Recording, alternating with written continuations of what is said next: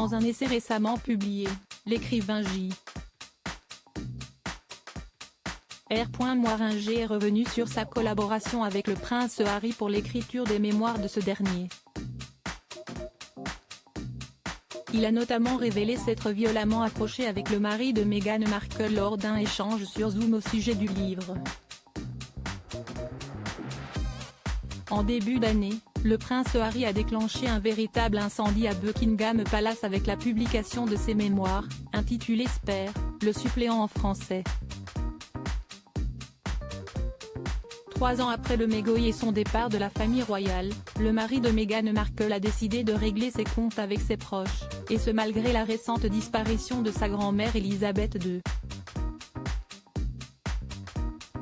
Il est notamment revenu sur son désamour profond pour sa belle-mère, la nouvelle reine Camilla Parker Bowles, toujours suspectée d'avoir tenu des propos racistes à l'encontre de son épouse.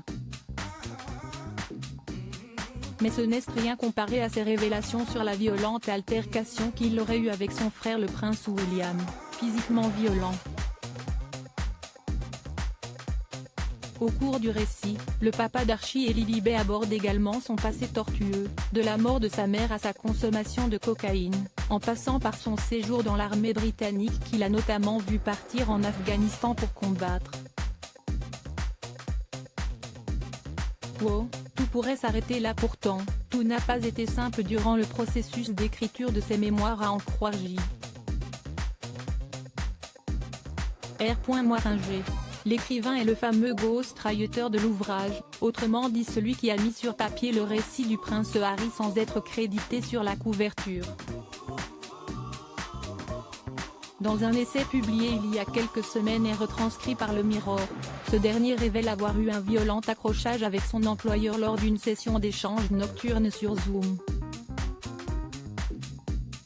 En cause, un désaccord sur la façon de raconter un événement traumatisant de son expérience dans l'armée, lorsque ses supérieurs ont simulé son enlèvement par des terroristes et opéré un interrogatoire musclé.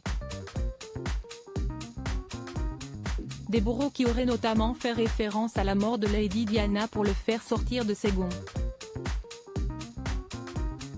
Harry souhaitait alors raconter sa réplique cinglante à ses ravisseurs, ce que l'auteur ne trouvait pas nécessaire, au point de s'emporter de frustration. Ma tête bouillonnait, ma mâchoire était serrée et je commençais à élever la voix. Et pourtant, une part de moi était capable de prendre du recul et réaliser à quel point c'était étrange. Je suis en train de hurler sur le prince Harry. Puis, alors qu'il commençait lui aussi à me crier dessus, que ses joues devenaient rouges et que ses yeux se serraient, une pensée plus inquiétante a fait son arrivée. Wow, tout pourrait s'arrêter là, raconte J. R. Moiringer.